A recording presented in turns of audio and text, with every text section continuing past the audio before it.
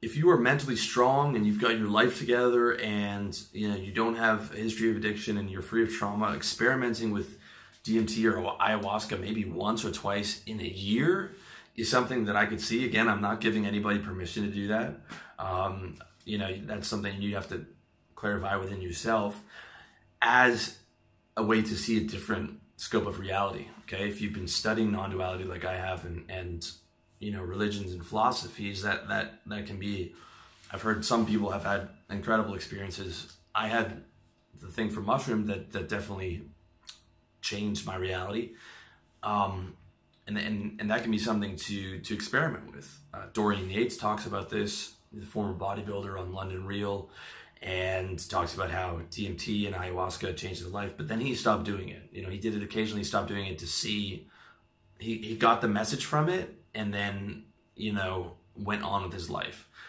That to me sounds reasonable, but the psychonaut who's just exploring in quotes all the time is a drug addict, and you have to be a mentally strong guy. You have to know that you're mentally strong. You have to be free of like major traumas that might come up. I'll give you another example that's another danger that people don't fully grasp is just meditation and meditation retreats.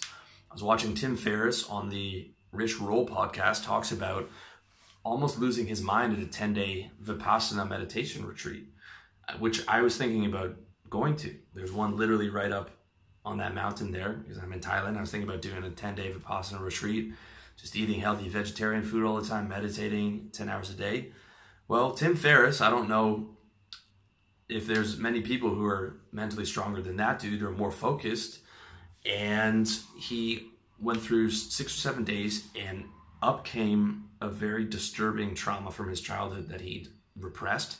He doesn't talk about it in the podcast. He talked about being bullied before, and that made him angry, but then this was something new, and it sounded like it was worse, and he wasn't, even now, he's not explaining to people what it is. So something obviously horrible happened and resurfaced, and he said that he felt like he was losing his mind, and there was someone there who was really experienced who was able to talk him down, but he says in the podcast that he might not have come back to reality. And this is a guy who's made a living off mental strength and all these performance strategies, and that is like, that's some serious stuff in my opinion, and that's just from like hardcore meditation.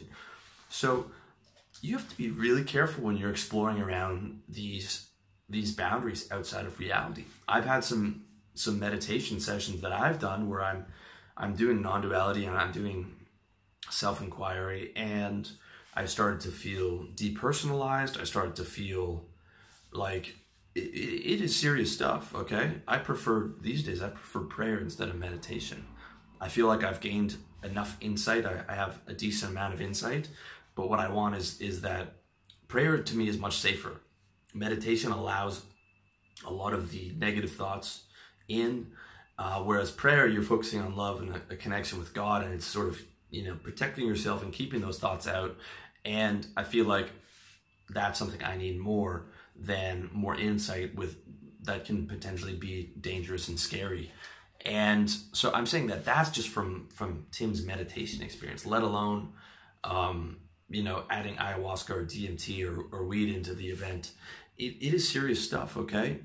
So I would tell you, most of you guys, you shouldn't be doing psychedelic drugs. And really, if you're starting to experiment with that stuff, like Dorian Yates experimented after he built his bodybuilding career and then built a whole line of gyms and stuff. And he's like, okay, now let me self-actualize a bit more with this stuff.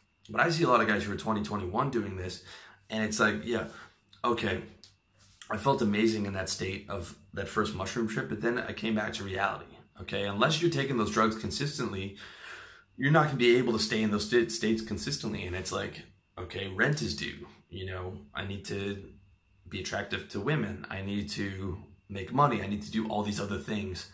So it's like, if you're going to do this stuff, I mean, do it in moderation, but do it after you've sort of built the foundation out for your life, and you've made your life sort of you made yourself mentally strong, and do it like with a professional around, like a shaman or someone who's going to be able to guide you through it in moderation. you know, after you've already sort of built up your life. But if you're like 19, 20, 25, 26, man, don't even mess around with these psychedelic drugs at all, dude. And do not listen to these guys who call themselves psychonauts and who are, you know, going to lead you down that. Handle your reality first, okay? Because like, even if you're into the spirituality, like I am and like I've always been, there's no teacher, Jesus, Buddha, Ramakrishna, Ramana Maharshi, Nisargadatta Maharaj, and on, the spiritual masters, none of them are telling you to take drugs. In fact, they're telling you to do the opposite. They're telling you to explore it with a sober mind, okay? So do not kid yourself. Like, yes, you can have some type of a spiritual experience and see things that maybe you wouldn't have seen, but don't convince yourself that you're on the spiritual path by taking all these drugs.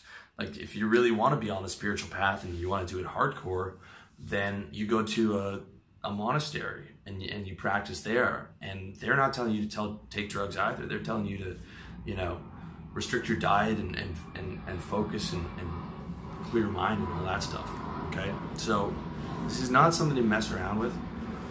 If you want to explore spirituality, my number one technique at this point would be prayer and trying to reach out to your higher power with a sense of love and connection. That's, to me, is the safest one, and it's also the one that makes you feel the best. I've done a million insight meditations, and half the time I would come out of it feeling worse. And I might have some insight. When you come out of a good prayer session, you almost always feel better, and that would be my recommendation. So, in summary, if you're a young guy, I would stay away from psychedelic drugs completely. If you do want to experiment, build up your life first, and then, you know, occasionally, maybe once or twice a year, do a DMT or an ayahuasca with a professional there. But I would avoid weed altogether. I would avoid mushrooms, and even the DMT ayahuasca. I'm not sure that I would do those things, because, you know, and LSD would be a no. Just because it's to me, the risk to reward is dangerous. I might consider it, but I mean, again, get your life together first. Get yourself firing in all cylinders before you start even thinking about that stuff. And then only if you're mentally strong, you don't have trauma in your history, and you don't have an addictive personality, and you're going to do it maybe once or twice or 3 times as a type of exploration. So, you know, in hindsight, my advice on psychedelic drugs, and actually on all drugs, is conservative advice. And that's something that I've learned through my own life experience, as well as watching other people's life experience in the psych hospitals, and watching what we did to some of my friends. So that's just my take. All right. Be careful, take care of yourself. You only get, you know, you've got one life, and, you know, be smart about it.